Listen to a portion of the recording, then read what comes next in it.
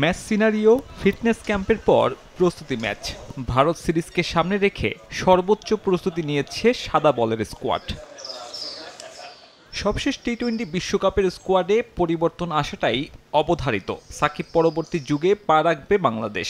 Middle অর্ডারে batting শক্তিমত্তা বাড়ানোর পাশাপাশি স্কোয়াডে রাখতে হবে একজন বাড়তি স্পিনার। একের ভেতর দুইয়ের শূন্যতা পূরণে ১.৫ বছর পর আবারও ফেরানো হচ্ছে মেহেদী হাসান মিরাজকে।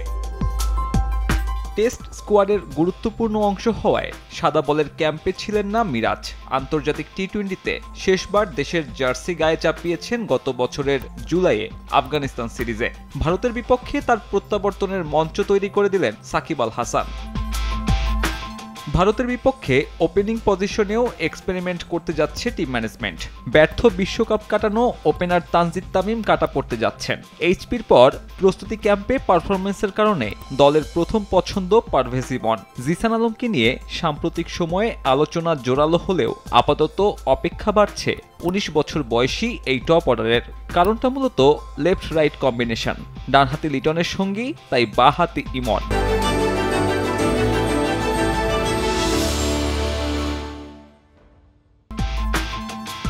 ব্যাকআপ উইকেট কিপার হিসেবে জাকির আলীকে নিলে ভারত সিরিজের ১৫ জনের তালিকায় ৯ জনের জায়গা কনফার্ম। অধিনায়ক শান্ত, ওপেনিংয়ে লিটন, মিডল অর্ডারে তাওহিদ হৃদয় আর লেগ স্পিনার রিশাদ। পেস ইউনিটে মুস্তা শরীফুল, তাসকিন তানজিমও টি-20 স্কোয়াডের সঙ্গী। টেস্টে ভালো করলেও এই সিরিজে হাসান মাহমুদের থাকার সম্ভাবনা একেবারেই ক্ষীণ। বাদ পড়তে যাচ্ছেন সৌম্য সরকার। প্রস্তুতি ম্যাচে ভালো করায় ফিরতে পারেন শামীম পাটোয়ারি। সবশেষ নিউজিল্যান্ডের বিপক্ষে খেলেছিলেন আন্তর্জাতিক ম্যাচ। যদিও ১৫ জনের চূড়ান্ত তালিকায় কে জায়গা পাবেন তা নিশ্চিত নয়।